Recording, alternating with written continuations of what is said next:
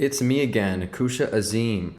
I am recording this out of the comfort of my family's kitchen with a fridge behind me. Today I'm going to talk about a funny topic. Guess what it is?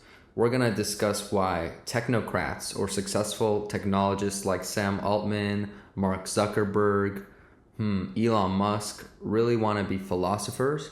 They really want their ideas to impact people, not just their shitty software products. Now, Elon, I guess, is an exception, but in the technologist's mind, when they've made billions of dollars, is what is the next step, right? You make so much money. You even give back some of that money. And yes, you're a bit narcissistic. A lot of the money and status can get to your head. So what do you do next? Intuitively, you want your ideas to be expressed and to gain even more power, soft power, right? These people aren't aggressive. A lot of them won't get into politics or try to do anything in that organized manner, but they will take their time to hop on podcasts or sit around the president and say like cutesy little things because they want influence over culture.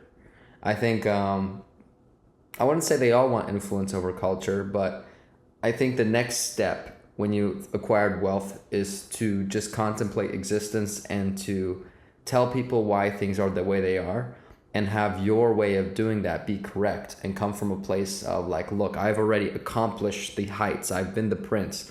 And now I am giving all my status and possessions away to give you the perspective and the knowledge. And you would only trust someone who's really made it to the pinnacle of their craft or their career or their situation to be the one to give you that wise advice. Now, when we read old books of past philosophers or people like Plato, like we are invested in the idea of Plato being this old character living in a world that we can't quite imagine.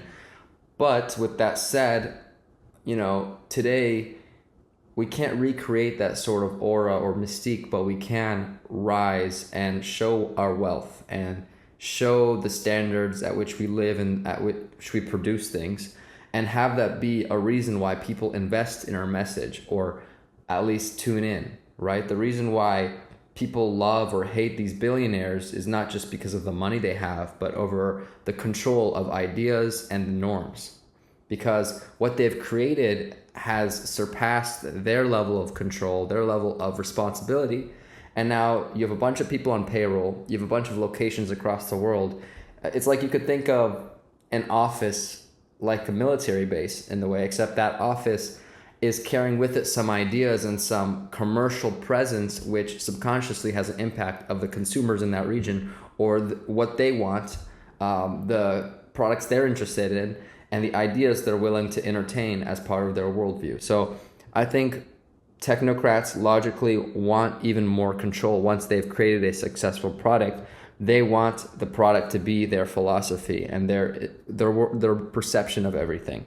If you look at someone like Elon Musk, he is so active and has so many ventures that his worldview is not being diluted in a poor way. Everything he believes has an avenue in which it can exist, meaning that, for example, he believes in free speech. He doesn't want to live in a world where people are constrained. He buys the platform. He owns the means of speech production, essentially.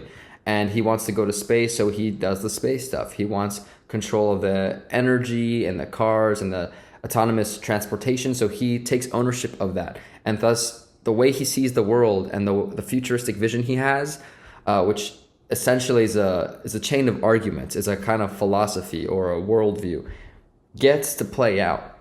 And it's funny how today a capitalist, a person who builds enterprises, can express their beliefs almost more directly or in a more tangible way than a politician can, because a politician is constrained by the political system in which they act and have power, whereas a person building a business is interfacing with the market and consumers who all have their own ideas, their own beliefs of what they are interested in and how they see the world. So the businessman, the person who solves these problems and serves people, doesn't need to play by the political rules at that point.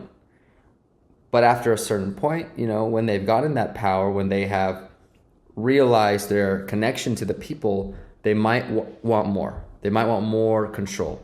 They want to control whether the algorithms are on or off, or people get to see certain types of things.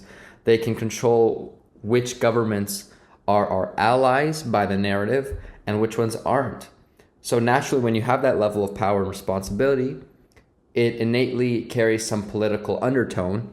And once you're working in this slightly, enterprise creation / political oversight thing, like if you look at all the social media platforms, when they get too big, they naturally get entangled with the state and their surveillance. Like at some point, the government comes knocking.